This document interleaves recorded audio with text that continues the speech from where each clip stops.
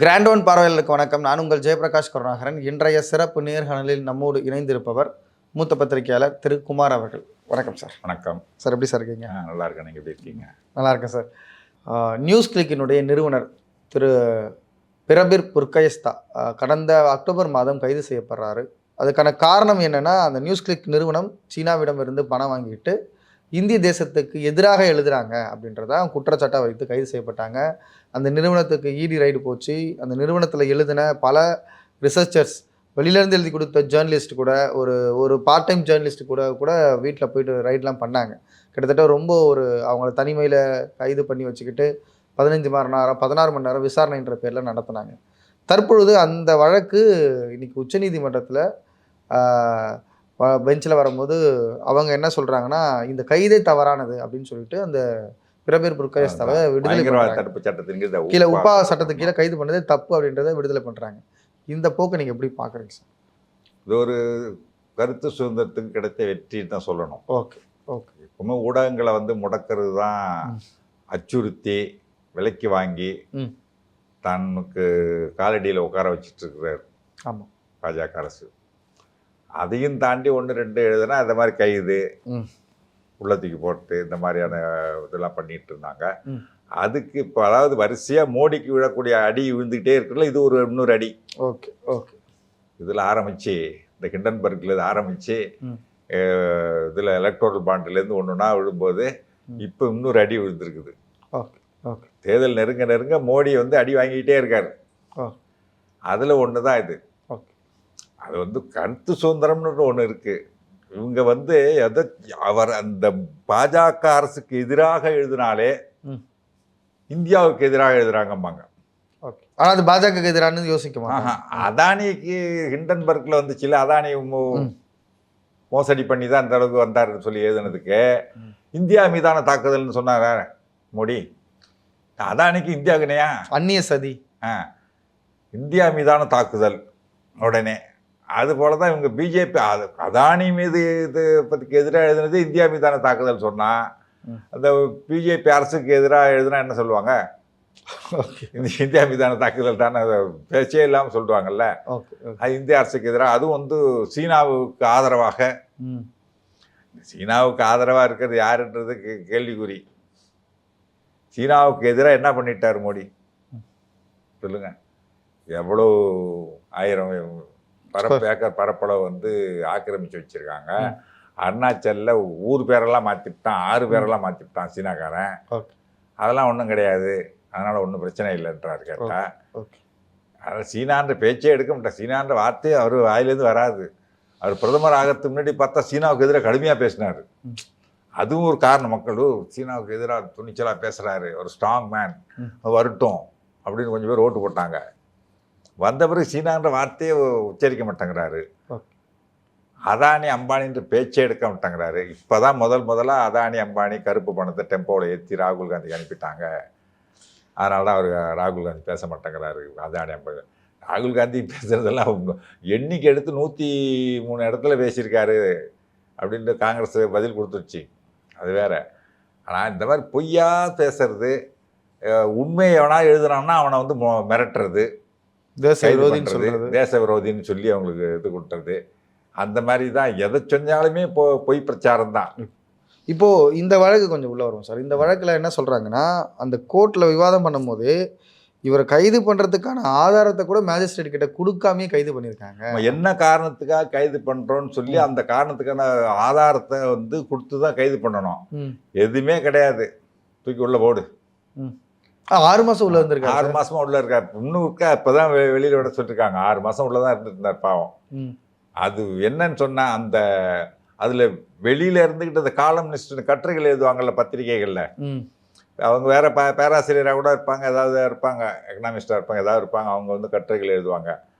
அவங்க வீட்டுக்கெல்லாம் போய் ரெய்டு பண்ணி அவங்கள ஒரு 15 மணி நேரம் தனிமையாக முடக்கி வச்சு விசாரணைன்ற பேரில் அவனை டார்ச்சர் பண்ணி, இதெல்லாம் எதுக்குன்னு சொன்னால் இந்த உண்மையை ஒன்றும் எழுதிடக்கூடாது.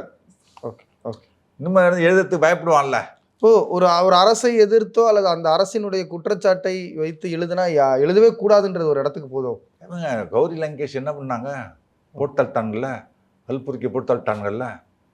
அது எதுக்கு உண்மை ஒன்று எழுதுனா உனக்கு இதாண்டா அப்படின்றது தானே. தபோல்கருடைய தீர்ப்பு கூட இப்போ தான் வந்தது. ஆமாம், அது போல தான் நீங்கள் வந்துட்டு எழுதுனா இடி வரும், ம்.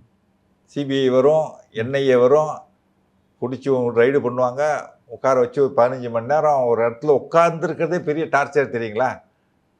15 மணி நேரம் நம்ம இடத்துல ஒரே இடத்துல உட்காந்துருக்க முடியுமா? கேள்வி மேலே கேள்வி, தேவையில்லாத கேள்வி கேட்பான், சம்மந்தமில்லாத கேள்வியை கேட்பான், கடுப்பேற்றுற மாதிரி கேள்வி கேட்பான். வேணும்னே டார்ச்சர், அது மென்டல் டார்ச்சர். ம். அது மாதிரி கொடுத்தா என்ன பண்ணுவான்? எழுதவும் வேண்டாம், ஒன்றும் வேண்டாம், நமக்கு ஏண்டா வம்பு அப்படின்ட்டு மிரண்டு ஓட்டிடுவாங்க. எழுதக்கூடியவர்களை அச்சுறுத்துவது தான் இது. பண்ணால் புதுசாக எழுதுறோன்னு எவனும் எழுத மாட்டான். ஓகே, எதுக்குடா வம்பு ஓகே. அப்படின்ட்டு இந்த மாதிரி உண்மை எழுதக்கூடியவர்களை அச்சுறுத்தி ம்.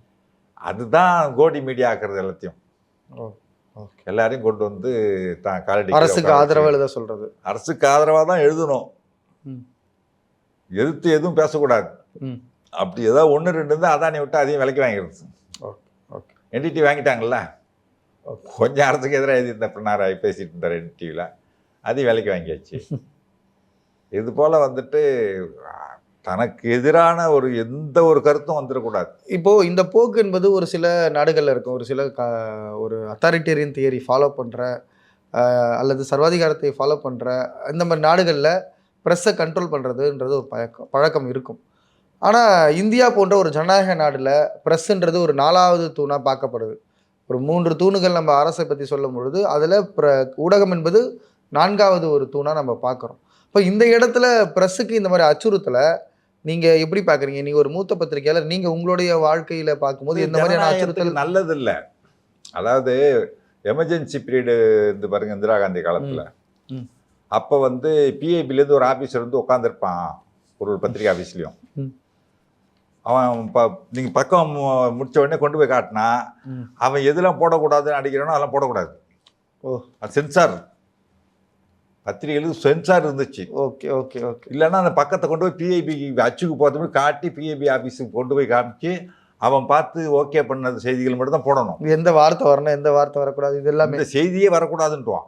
செய்தியே? ஆமாம், வார்த்தைலாம் பார்க்க மாட்டான். வார்த்தையில் செய்தியே வரக்கூடாது அப்படின்னு சொல்லிட்டுவான். இந்தியன் எக்ஸ்பிரஸில் என்ன பண்ணாங்க, பக்கம் போட்டுறான்னு வச்சுங்க, இந்த பக்கத்தில் ஒரு 4 செய்தி போடக்கூடாது இதெல்லாம் எடுன்னு சொல்லிட்டா அந்த 4 செய்தி எடுத்துட்டு வேற செய்தி போட மாட்டாங்க, வெள்ளையா விடுவாங்க அந்த அட்டை. ஓகே. இந்த செய்தியெல்லாம் கட் பண்ணிட்டாங்கன்றது மக்களுக்கு வாசகர்களுக்கு தெரியணும்ட்டு. Okay, okay. முரசொலியில் என்ன பண்ணாருங்களா கலைஞர், எல்லாரும் அரெஸ்ட் பண்ணிட்டாங்க. அந்த இது எமர்ஜென்சி அப்போ இல்லாமா, அதாவது இங்கே ஆட்சியை கலைச்சிட்டு திமுககாரங்களாம் அரெஸ்ட் பண்ணி உள்ளே போட்டாங்க, நிறைய பேர் கைது பண்ணிட்டாங்க. கைது பண்ணுறதுக்கு காரணம் சொல்ல வேண்டிய அவசியம் இல்லை, கைது பண்ணிவிட்டு அவங்க குடும்பத்தாருக்கு தெரியப்படுத்தணுன்ற அவசியம் இல்லை. இப்போ உங்களுக்கு 24 மணி நேரத்தில் ஒருத்தவங்க கைது பண்ண, எந்த வழக்கு கைது பண்ணால் 24 மணி நேரத்தில் குடும்ப உறவினருக்கு தகவல் தெரிவிக்கணும் போலீஸு. அப்போ அதெல்லாம் கிடையாது, வெளியில் போனோம் வரல அவ்வளோதான், ஜெயிலுக்கு போயிட்டான் போட்டிருக்கு, காணுமேனு கூட தேடிட்டு இருப்பாங்க குடும்பத்தில். இவர் என்ன பண்ணார், யாரெல்லாம் கைது பண்ணப்பட்ட ஒரு பட்டியலை போட்டார், முரசொலியில் போடக்கூடாதுன்ட்டான். அந்த பட்டியல் கூட யாரெல்லாம் கைது செய்யப்பட்டு சிறையில் அடைக்கப்பட்டார்ன்ற பட்டியல் கூட போடக்கூடாதுன்ட்டாங்க. அடுத்த நாள் என்ன, அண்ணா நினைவு நாள், அண்ணா நினைவிடத்தில் அஞ்சலி செலுத்த இயலாதோர் பட்டியல் போட்டு யாரெல்லாம் ஜெயிலுக்கு போனோம் அவங்களாம் பேரெல்லாம் போட்டார் இவர். ஓகே, ஏமாந்து போய் விட்டுட்டான். ஆனால் அது எல்லாமே கைது பண்ணி உள்ளே இருக்கிறவங்க. Okay, okay. அந்த மாதிரி டாக்டிக்ஸாக அவர் போட்டார். Okay, okay, okay. அதனால் அப்போ ஒரு பத்திரிகை சுதந்திரத்துக்கு முடக்கப்பட்டது. அப்போ அது எமர்ஜென்சி பீரியட்ல. இப்போ ஒரு அறிவிக்கப்படாத எமர்ஜென்சி தானே மோடி ஆட்சியில். மிரட்டுவாங்க. எங்க பிபிசி என்ன பண்ணுச்சு, குஜராத் கலவரம் பற்றி ஆவணப்படம் வெளியிட்டது. உடனே பிபிசி ஒரு மிகப்பெரிய, உலகத்திலே மிகப்பெரிய ஒரு செய்தி நிறுவனம். ஆமாம் இல்லையா, அதோட ஆஃபீஸில் போய் ஐடி ரைடு பண்ணாங்கல்ல, வருமான வரித்துறை ரைடு பண்ணுறாங்க. அது இது வரைக்கும் நடந்ததில்லை. இது வந்த உடனே வருமான வரி ரைடு பண்ணுறாங்க போயிட்டு. இப்படித்தான் மிரட்டுறது. இல்லை, ஒரு ஊடகம் தன்னுடைய வேலையை செய்யும் போது இந்த மாதிரியான அச்சுறுத்தல் அரசுகிட்ட தொடர்ந்து வந்துட்டே தான் இருக்குமா? இது வரைக்கும் இவ்வளவு மோசமாக நடந்ததில்லை. இந்த ஆட்சியில் தான் இவ்வளோ, மோடியோட ஆட்சியில் தான் இவ்வளோ ஒரு ஊடகம். இல்லை சார், உங்களுடைய எக்ஸ்பீரியன்ஸில் நீங்கள் எமர்ஜென்சி சொல்கிறீங்க. எமர்ஜென்சியே இப்போ நீங்கள் சொன்ன மாதிரி அது அறிவிக்கப்படாத எமர்ஜென்சியை தவிர்த்துட்டு வேறு எந்த காலகட்டத்தில் வேறு எந்த அரசியல் தலைவர்கள் இது போல் எழுதுனதுக்காக அல்லது அவங்கள கைது செய்யப்பட்டதற்கு அல்லது அந்த நிறுவனத்தை முடக்கிறது இல்லை இது மாதிரி ஏற்கனவே எக்ஸாம்பிள் ஏதோ 1-2 இதில் நடந்திருக்கு மொழிய ஏதாவது கைது பண்ணிருக்காங்க. இப்போ வந்துட்டு ஆனந்தவிடன் ஆசிரியரே கைது பண்ணாங்க பாலசுப்ரமணியன் எம்ஜிஆர் ஆட்சியில். என்ன பண்ணாங்க தெரியுங்களா? ஒரு ஜோக்கு வெளியிட்டதுக்கு தான். கேளிக்கை மாதிரியா? ஜோக்கு.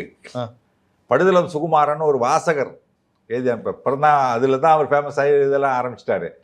அவர் என்ன பண்ணார், ஒரு ஜோக் என்னன்னா, அவர் மேடையில் 2 பேர் உட்காந்துருப்பாங்க, கீழே 2 பேர் பேசிகிட்டு இருப்பான். அந்த முகமூடித்திடம் மாதிரி இருக்கிறவர் தான் அமைச்சர், பக்கத்தில் பிக் பாக்கெட் மாதிரி இருக்கார் அவர் எம்எல்ஏன்னு சொல்லுவாங்க. இதுதான் இது அட்டைப்படத்தில் போட்டாங்க. போட்டதுக்கு உரிமை மீறல் பிரச்சனை கொண்டு வந்து 3 மாதம் சிறை தண்டனை கொடுத்து அவருக்கு உள்ளே போட்டாங்க. ஓகே. அந்த வாசகரை பாலசுப்ரமணியன் ஆனந்தோட ஆசிரியர் பாலசுப்ரமணியன். அப்போ அவர் ஆசிரியர் எம்டி எல்லாம் அவர் தான் ஓனர். உள்ளே போட்டாங்க. பத்திரிகைகள் எல்லாம் ஒன்று சேர்ந்து. இது வெறும் வாசகர் எழுதுனது அட்டைப்படத்தில் போட்டதால? ஆமாம். Okay okay. அது தூக்கி ஜெயிலில் போட்டாங்க. ஒரு 3 மாதம் சிறை தண்டனை. சபாநாயகரை வந்து PH பாண்டியன் இருந்தார், எம்ஜிஆர் முதல்வர். தூக்கி ஜெயிலில் போட்டாங்க. அதன் பிறகு அது நடந்தது வந்து ஐ திங்க் 86 ஜெயிலில் போட்டு அதுக்கு பிறகு ராஜீவ் காந்தி வரைக்கும் தலையிட்டு 3 நாளில் விடுதலை பண்ணாங்க. 3 நாள் ஜெயிலில் இருந்து தான் வந்தார். அதுக்கு பிறகு அவர் கோர்ட்டுக்கு கேஸ் போட்டார், நீதிமன்றத்தில் வழக்கு தொடுத்தார். என்னை கைது பண்ணது தவறு அப்படின்னு வழக்கு தொடுத்து கைது செய்து தவறு மான நஷ்ட வழக்கு போட்டார்.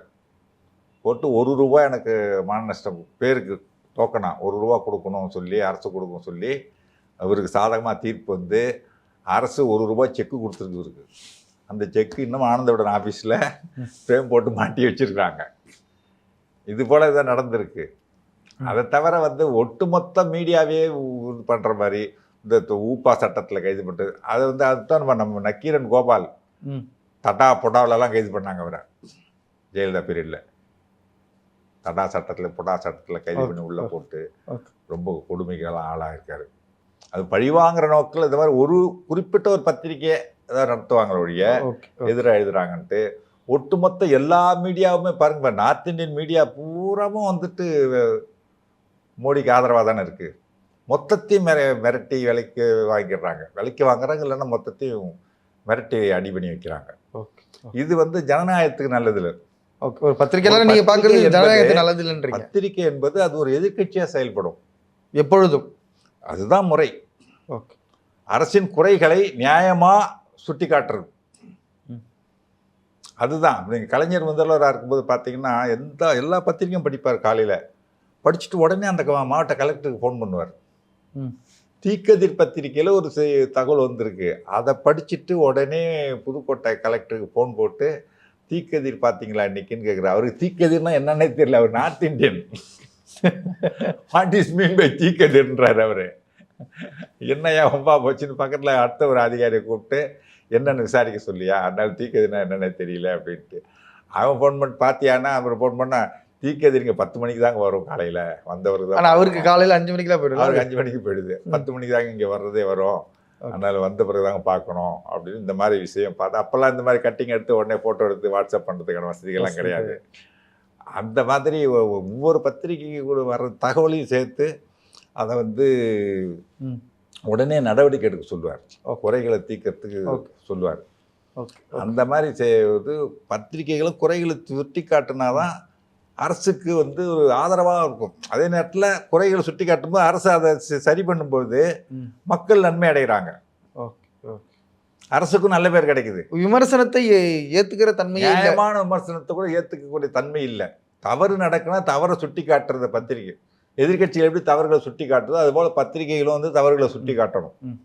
சுட்டி காட்டும்போது அரசு அதை ஏற்றுக்கிட்டு அதை சரி செய்ய பார்க்கணும், இல்லை அதுக்குரிய விளக்கத்தை கொடுக்கணும், ஏதாவது செய்யும். அது இல்லாமல் சும்மானா வந்து பிடிச்சி உள்ள போடு, ஏதாவது ஒரு கேஸை போடு. நம்ம நாட்டில் வந்து ஒரு தீர்ப்பு கொடுத்ததுக்காக தமிழ்நாட்டில் அரசுக்கு எதிராக ஒரு தீர்ப்பு கொடுத்த நீதிபதியினுடைய மருமகன் கஞ்சா வழக்கில் கைது செய்யப்பட்டதெல்லாம் உண்டு. தமிழ்நாட்டில் நடந்துச்சு. ஒரு தீர்ப்பு கொடுத்த நீதிபதி வீட்டுக்கு பவர் கட் பண்ணி குடிநீர் சப்ளை கட் பண்ணதெல்லாம் நடந்திருக்கு. எந்த பீரியட் சார்? ஜெயலலிதா பீரியடில். அதனால் வந்து இதெல்லாம் தான் வந்து சர்வாதிகார போக்குன்றது. Okay okay. மோடியினுடைய இதுவே சர்வாதிகாரத்தை நோக்கிய பயணத்தை தான் தொடங்கியிருக்காரு அவர். ஓகே அதுதான் அவருக்கு இந்த தேர்தலில் இவருக்கு வந்து இடைஞ்சூறாக முடிய போகுது. Okay okay. ஏன்னா இப்போ தன்னை மட்டுமே முன்னிறுத்தக்கூடாதுங்க ஜனநாயக நாட்டில். இவர் என்ன பாஜகவுடைய தேர்தல் அறிக்கை வெளியிடுறாங்க. பாஜக வாக்குறுதி தானே சொல்லணும். ஆமாம், மோடி கேரண்டிங்கிறாரு. அரசு இந்திய அரசு, அது மக்களுடைய அரசு. முதலமைச்சர் ஸ்டாலின் என்ன சொல்றாரு? எனது அரசுன்னு சொல்ல மாட்டேன், நமது அரசு இதுன்னு சொல்றாரு. அதுதான் ஜனநாயகம். ஓகே. அங்கே குறைஞ்சபட்சம் பாஜக அரசுனாச்சும் சொல்லலாம், இந்த ஆட்சி கட்சி ஆள்றதுனால. மோடி சர்க்கார் தான் சொல்றாரு.